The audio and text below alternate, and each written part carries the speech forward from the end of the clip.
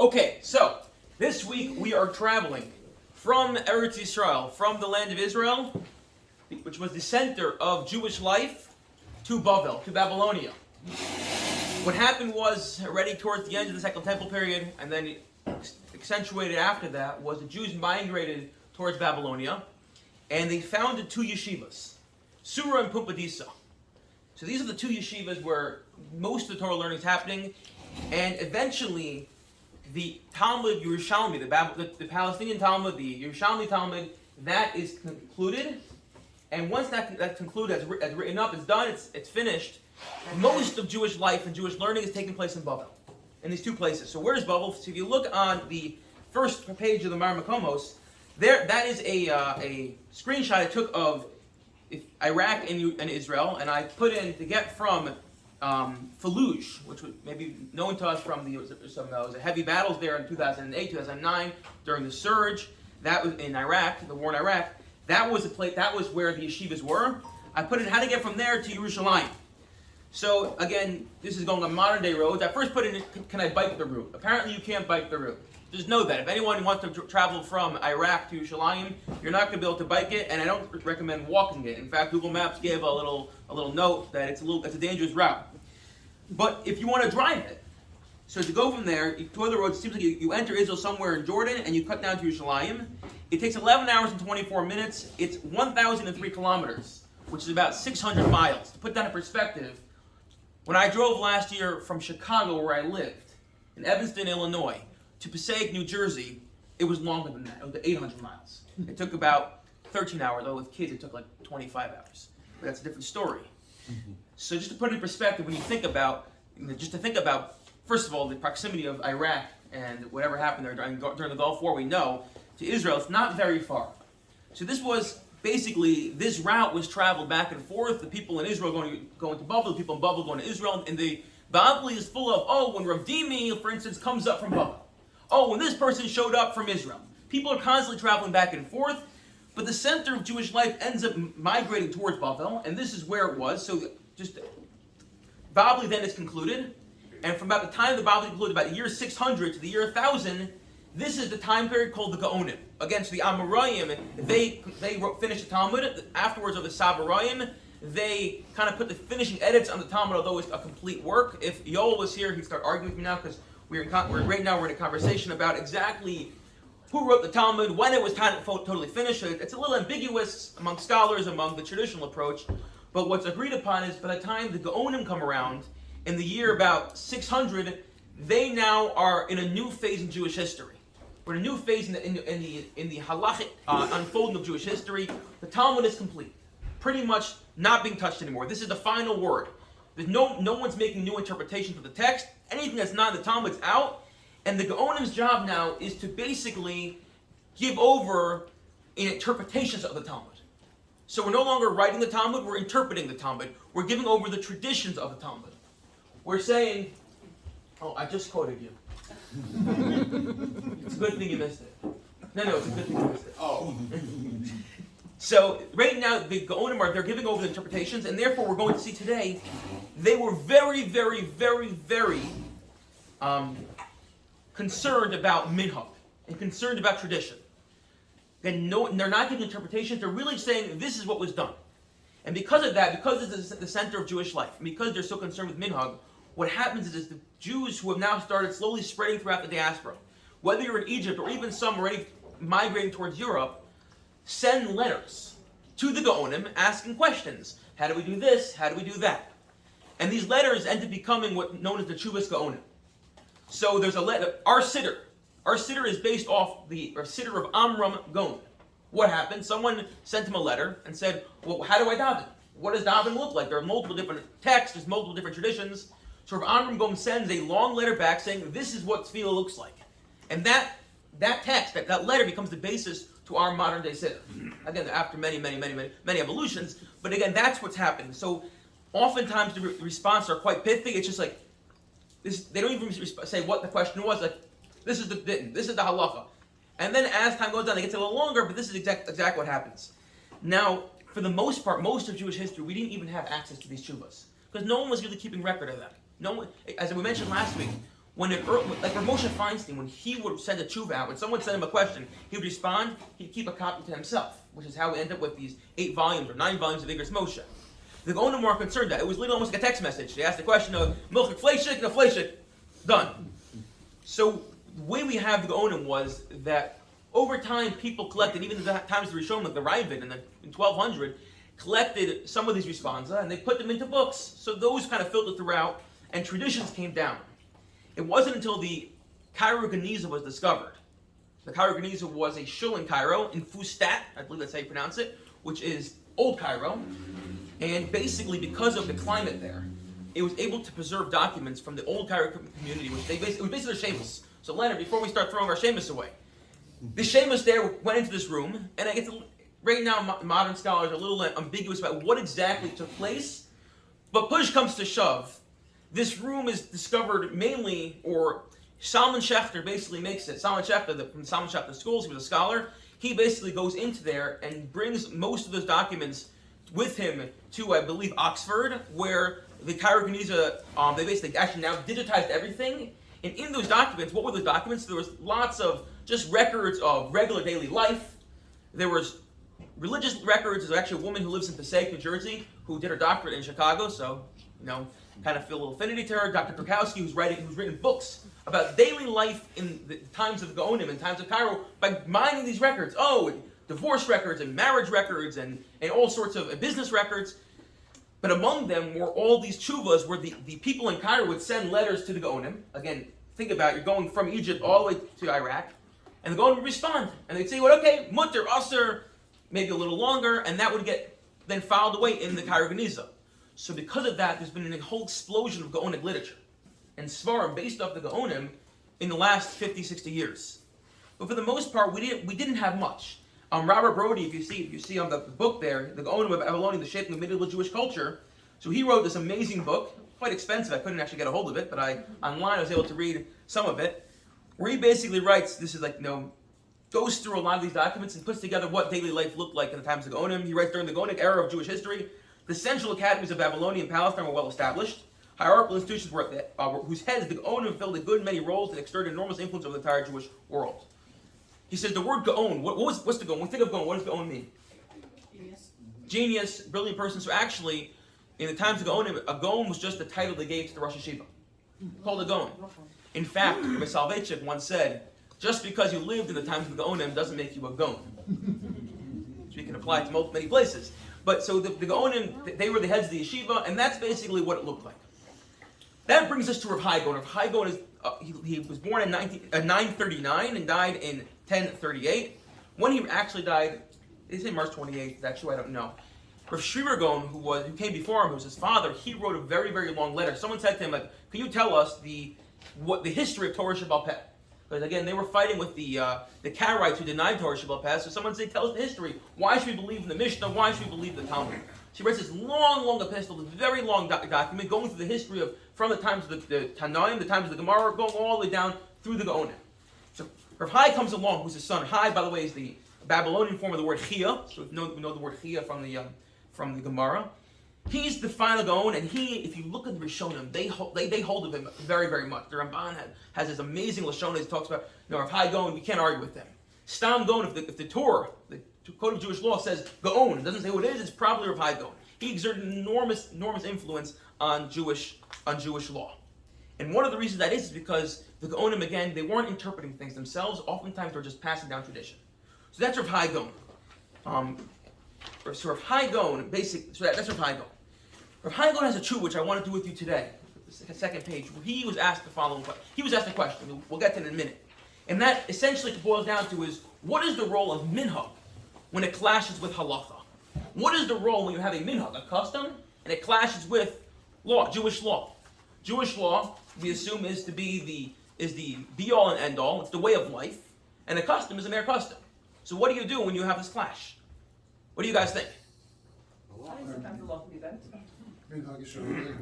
Minhag Yisrael Torah, right? But at the same time, halacha.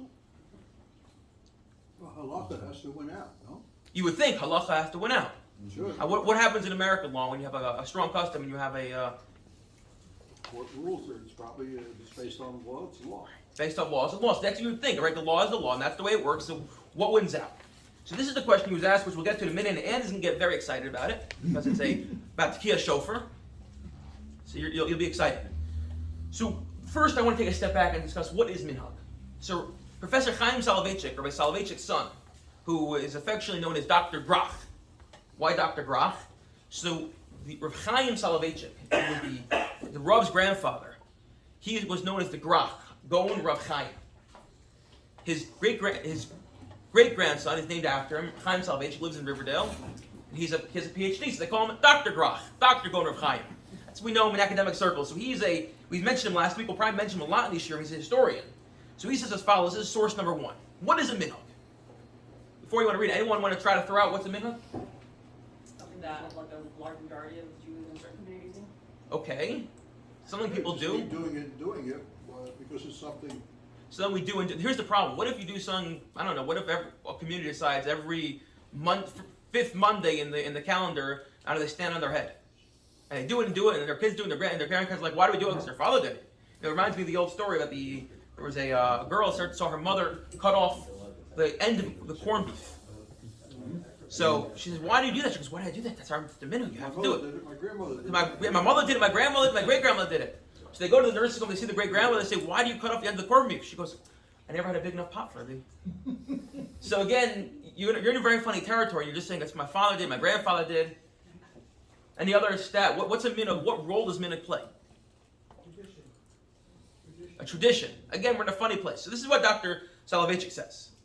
Custom, minhag, has a recognized threefold place in halacha. It may adjudicate between two halachic views, as in the custom of Ashkenaz is to follow Tosfos, and that is Sfarad to follow the Rambam. Meaning, sometimes we have divergent views, and we'll say, yeah, minhag Ashkenaz. Minhag Ashkenaz, whereas minhag Sfarad is otherwise. Okay. It may tilt the balance of an issue in which the law is unclear. Sometimes you can have an ambiguous halacha. It's not really sure which way or that way. Half the rabbis say X, half the rabbis say Y. What do? You go with the minhag. You go with the minhag. We've heard that concept before. They say that a rabbi was traveling in Europe once, and he came across a town. He's there for Shabbos. Comes time for Kabbalah Shabbos, and one guy goes, "We stand for Kabbalah Shabbos," and someone else goes, "We sit for Kabbalah Shabbos." And they start arguing back and forth, and it comes to blows. They start throwing chairs at each other. So the visiting rabbi turns to the rabbi who's sitting in the corner quietly. He says, well, you're the rabbi. What's the minhag here? He goes, this is the minhag. We throw chairs at each other. So sometimes when there's halakha, it's ambiguous, so we say, well, what's the custom? And finally, it may determine conduct and intricacies of halacha, there being no directive in the normative literature of the subject. Meaning sometimes the halacha doesn't always speak to everything the halacha speaks to broadly. Much of our daily prayer is custom. And such phrases as, in Poland it was customary not to say Avarachim on Shabbos. Other points as Sephardim did add it, etc., etc. What categorizes minhag custom in all these three instances is that the practice described are both legitimate and recognized by their practitioners as part of the religious inheritance of the community. Meaning there's a source for it somewhere. One rabbi interpreted it one way, one interpreted it another way.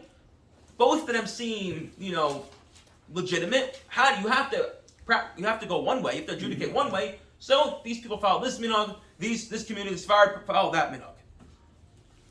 And then he points out, when it comes to local minhag, all Jewish communities are remarkable, tenacious in defending their customs and vindicating their religious traditions, and little distinction can be drawn among different Jewish cultures of the Middle Ages or the modern period for that matter. But it's something that's always often pointed out, that after the Holocaust, something we lost was communal minhag. Because whole communities were wiped out, and you think about it, like we came to America and no one really knew much, and actually Dr. Soloveitchik has another article on this. So everyone kind of like, well, what do we do? I don't know halacha.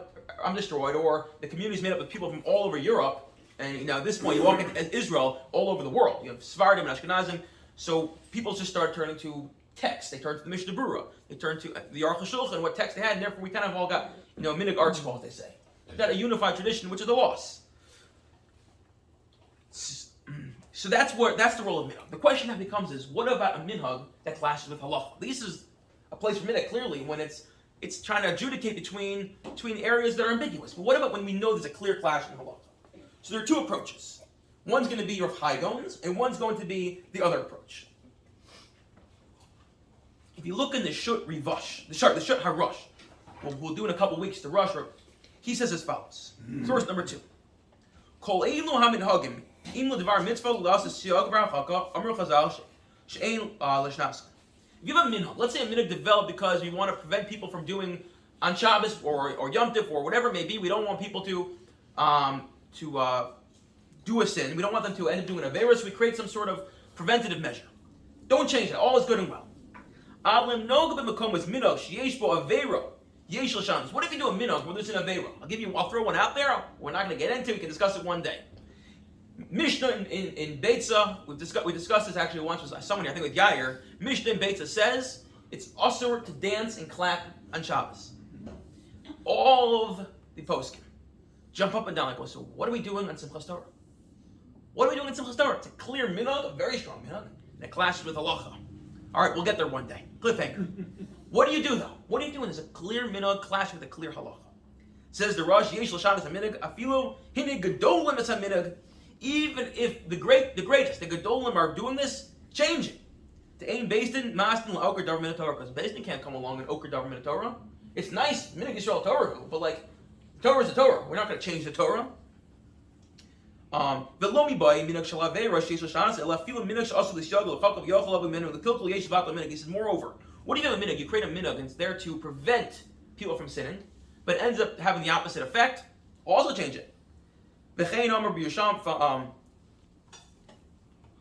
well, we don't have to do the whole thing there. So basically what he says is if you have a minhag and it's causing people to sin, abolish it. Rabbi Katz in a letter, which I couldn't find, I saw it a couple of years ago, and I was looking everywhere, I couldn't find it. He says as follows. He was very upset about a certain minhag, and it goes like this. I have my little handouts right here. He says, let's see if I can, I need more hands. Sophie, you want to help me?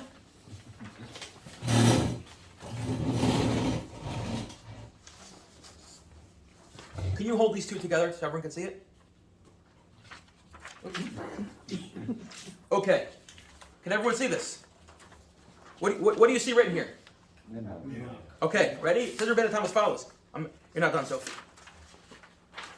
Ready for this?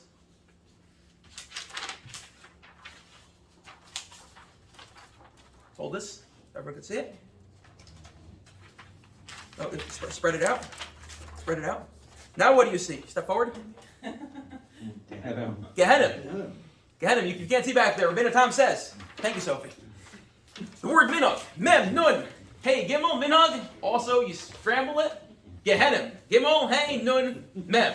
Since Rabbi Katz, when he's very upset about minhag, he's like, you think, oh, minhag Yisrael Torahu? Well, the word minhag equals gehenim, so be careful. That's what Rabbi Katz said. He was not in favor of minhagim that did not conform or that directly contradicted halacha. However, comes along Rav Hai Gaon. I mean, obviously, chronologically, we're not in the same place. Rav Hai Gaon says as follows, and this is a letter I want to do with you today. It's in Tamim Day. Is it clear on the sheets? Or I won't do this in the future. If you can read it? Okay. Tamim Day is actually, it's a sefer written by the Ravid.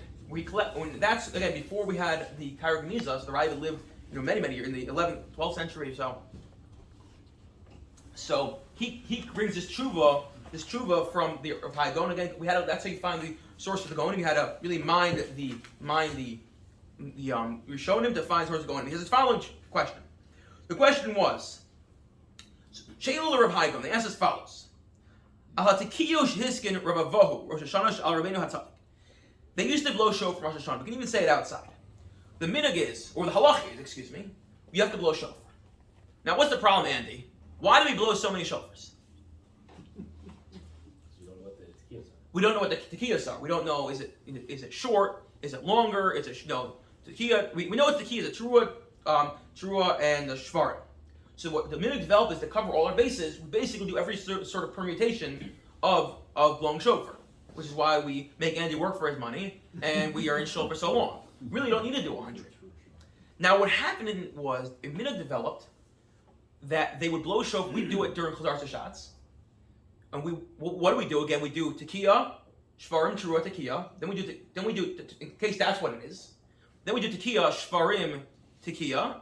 Sorry, trua, tekiya, in case it's only the trua. And then we do tekiya, shvarim, tekiya. This way we have every permutation. In case it's both of them, or it's only one of them, or either one, we're all covered. However, the minhag, apparently in the times of Rav Hai Gaon, was for malchos they would blow tekiya, shvarim, trua, tekiya. For shofros, they'd only blow tekiya, terua tekiya, And for Zechronos, I went out of order there, they would blow, whatever the order exactly is, they blow Tekiah, Shvarim, Teruah. So the question is as follows. If you believe we're trying to cover all our bases here, meaning there's one correct way to do it, the other ways are wrong, but we don't know what it is, so we're basically, instead of hedging our bets, we're just going to do them all. So then why would we only do one permutation of this for each one? We should do what we do, but actually nowadays is go through all 30 kolos for Malchus, Zechronos, and Shofros. That is the question asked Rabbi Katz. Wait, if we're doing it today, then what's the question again? The question time of Rabbi Katz Okay. was they would do first would be Tekiah, Teruah, Shvarim, Tekiah. Next would be Tekiah, Teruah, Tekiah. Next would be Tekiah, Shvarim, Teruah. But they wouldn't do them all together, which means you're going to end up having there's a halacha you have to have a shofar being blown for each Malchus, Zechronos, and Shofros, but they would only blow one permutation of the blowing for each one, which means that you're basically hedging your bets. Hopefully that's the right one, but it clearly means the other one you're not going to be Yotze. Right? That clear? Mm-hmm. Okay. Says What Rabbi. did they do before Chazal? What? What did they blow before Chazal? I actually think if you look at it carefully, they were blowing it during the private Shemon Esrei. So that was all the Tekiyos they did. They do a separate. So I'm not sure. It seems like he Because they believes did there's a it before, separate so din. It doesn't matter what they do during the Chazal. It seems like there's a separate din. He's more concerned about the din. Again, I was thinking that too. Either they didn't blow, or there was some sort of special din to blow during Sarz Hashatz, or that's what it was. But here, this is what he says, and this is why it's so important. Right? It's a clear clash. We have a clear clash here. Halacha is you got to blow shofar. Here it's like we may be blowing shofar. The minhag is maybe you blow shofar. Maybe we're not blowing shofar because maybe we're basically tooting a trumpet.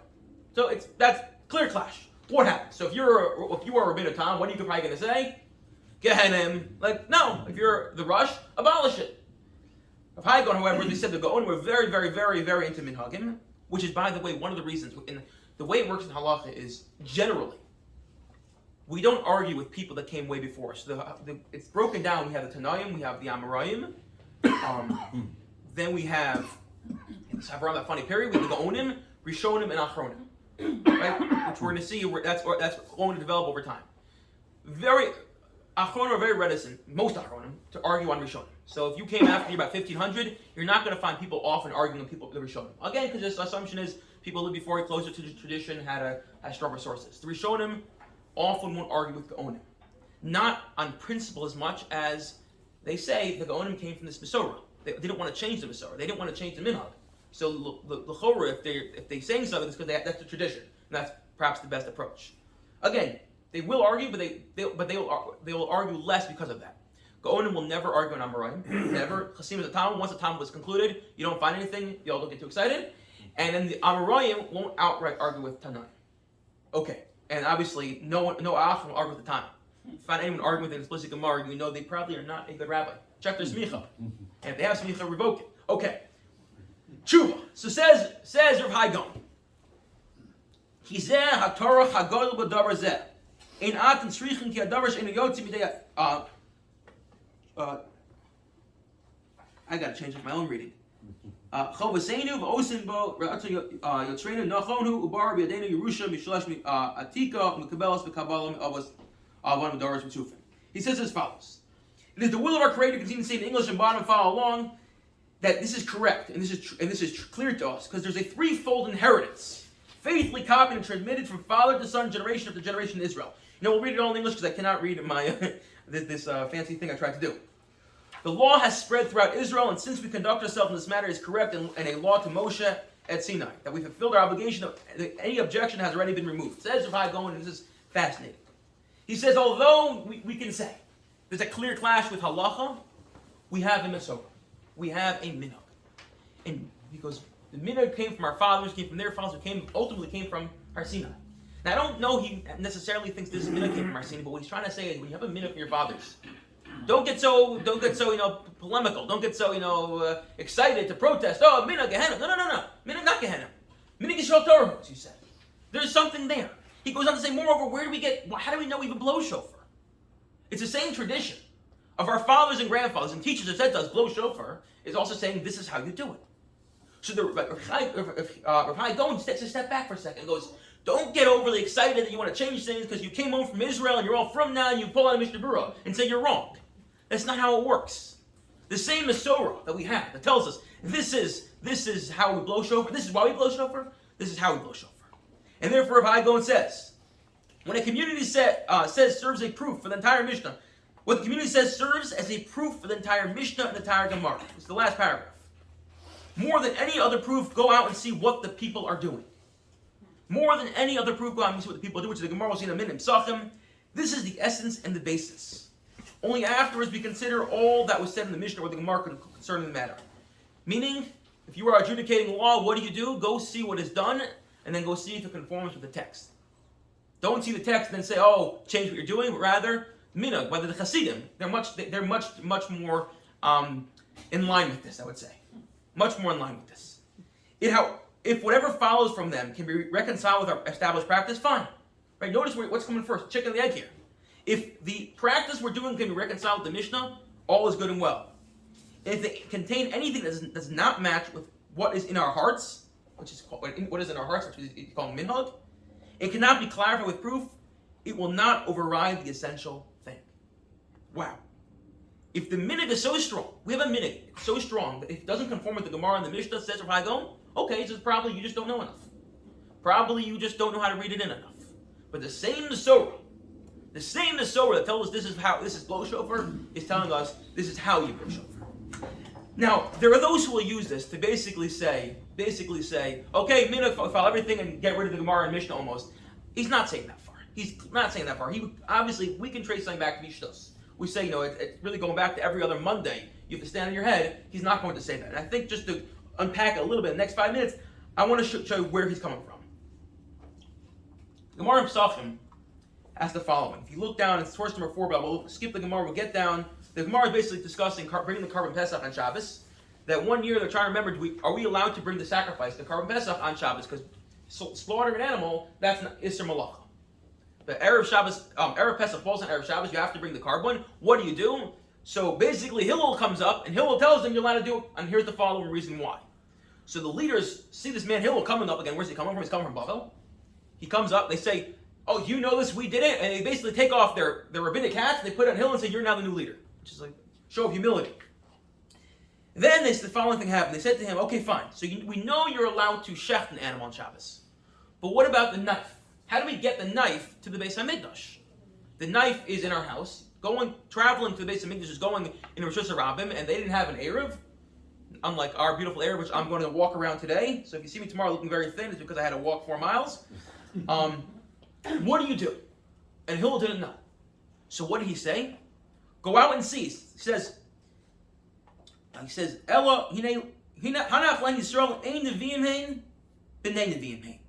He said, go out and see what are the Jewish people doing, because if they're not prophets themselves, they're the children of prophets, i.e. they have a tradition from their ancestors. L'machar, mishapasel tzlat, fine. And then the Gemara said they went outside, they saw all the Jews, these simple Jews who didn't know any much halacha, were just doing what their fathers told them, would take the knife and they put it in the horns of the Karban, and the animal would walk it. That there's this concept of Minig Yisrael Torah, Rav Lapianti points out again, he says it doesn't mean everything people do. He says it means as follows. He gives the following analogy, because imagine you have a young guy, he goes to Wharton or Harvard, gets an MBA, he knows all the theory, he shows up in the company. And there's a man there, the CEO, who's been in business for 50 years. And the CEO says, here's the following business strategy we're going to do for this next, here's my proposal, the business strategy we're going to do for the next year or so.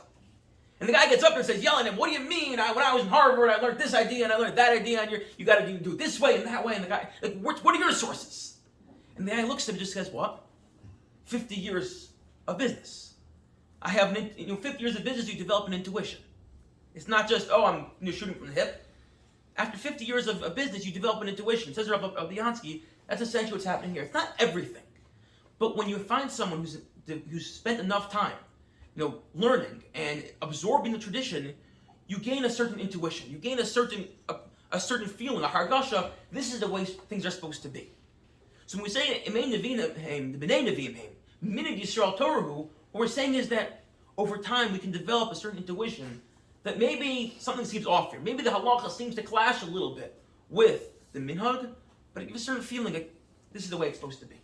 This is the way it's supposed to be. And that's what Rav Hagon is talking about. That when the minhag clashes with the halacha, Sometimes you get a certain intuition, like the same Torah, the same tradition I have that teaches me the Torah, teaches me the minhag as well. And then lastly, I want to conclude with this Yad Eliyahu, which I thought was another fascinating idea. So that's for Paigon. And Yad Eliyahu, he says as follows. He named Harim Vur Alanu. This is again comes back to, because it bothered me a little bit. Like at the end of the day, you have a halacha and you have a minhag. Intuition, you can talk about intuition all you want, but it's ambiguous. It's hard, it's amorphous, it's hard to pin down. And also, if you can really trace it back, like halacha. So he says as follows. When you find a minhag, all ubiquitous, across Klal Yisrael, everyone is doing it, hu ruach hakodesh. There's a certain siyat, the shmai, there's a certain ruach hakodesh, a certain spirit that comes from on high, that Hashem basically said, allows to happen. Hashkach, we believe in divine providence. It's not just in our daily life, it's also in the way halacha unfolds. It's not an accident if all of Klal Yisrael does something. So even though you can say, oh no, but I know there's a source, and I heard some academic telling me that historically the reason this developed is because X, Y, and Z. No. If Klal Yisrael is doing something ubiquitous, everywhere you turn, there's a reason that is. It's a spiritual reason, not just because it developed the way historically. Api ruach hakodesh, Hashem Yisbarach Ofia b'neiim, umamish ka'alpi navi hinig. It's almost as if a navi gets up there, right? A prophet gets up there and goes, God told me X, Y, or Z, so we know that's what God wanted. If Klal Yisrael is doing something collectively, maybe you could say Simchas Torah. Everywhere you go, everyone is doing it. Api ruach hakodesh. There's a certain, it's as if Hashem himself came down and said, this is what you're doing. It's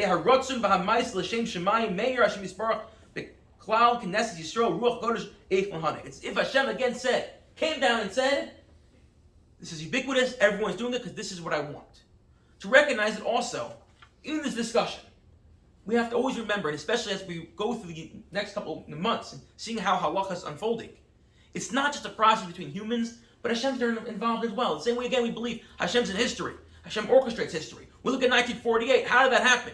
Yes, we can point to this military victory and that thing that happened politically, but HaKadosh Baruch Hu is behind it. So Hashem's behind the halacha for sure as well. In the way in which we practice, in the way in which we do things, even though sometimes it doesn't seem to conform with the sources, but when everyone is doing it, then we say, Siyat Dishman. Hashem was there, Hashem did it as well. Okay, everyone should have a wonderful day, a wonderful week.